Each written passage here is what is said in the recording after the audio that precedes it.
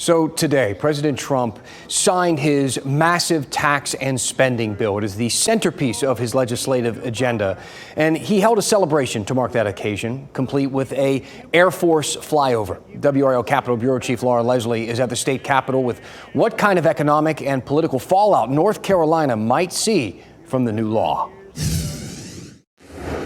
Experts I talked to today all agreed that it's too soon to say what the outcome of the Trump cuts might be. That's a very complex bill, more than 1,000 pages, and it's making a lot of big changes all at the same time. How those changes work out could affect the outcome of the 2026 election. Western Carolina political scientist Chris Cooper says the bill is a lot more far-reaching and more complicated than the way Republicans or Democrats are talking about it. There are going to be parts of your life that probably are better from this bill, parts of your life that are worse for this bill, and that's going to differ based on how much money you make, where you live, what kind of person you are. The cuts to federal spending on food assistance, education, health, and Medicaid will leave the state on the hook for hundreds of millions of dollars at least, if not more. Cooper says state lawmakers are already fighting over a shrinking budget. This will not help.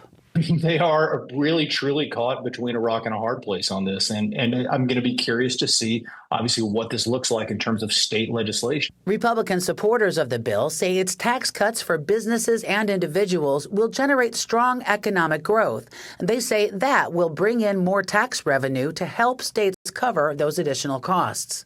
But not all economists agree. I don't think many folks are questioning that some of the states are going to take a hit. At the same time, look, we are going to get some tax benefits for some folks who have additional money to spend. Does that offset it and sort of help the economy, juice the economy, if you will, enough to offset these problems? Obviously, the Democrats would say no. The Republicans would say yes. We'll see which one's right. Now, some of the deepest cuts in this bill have been delayed past 2026 to lessen their effect on the midterm elections.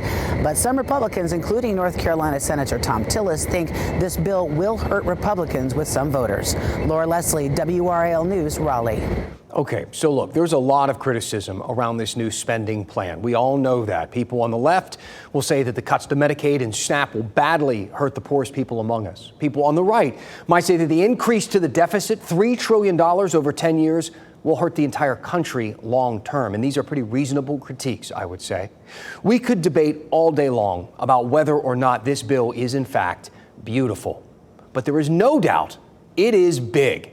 So let's talk about some of the other things that are in there, the stuff that doesn't really get many headlines, the stuff that you might actually be able to take advantage of. For starters, the plan does extend the tax cuts from 2017. Standard deduction for single filers stays at $15,000. Back in 2017, that number was just $6,500. That's a big difference there.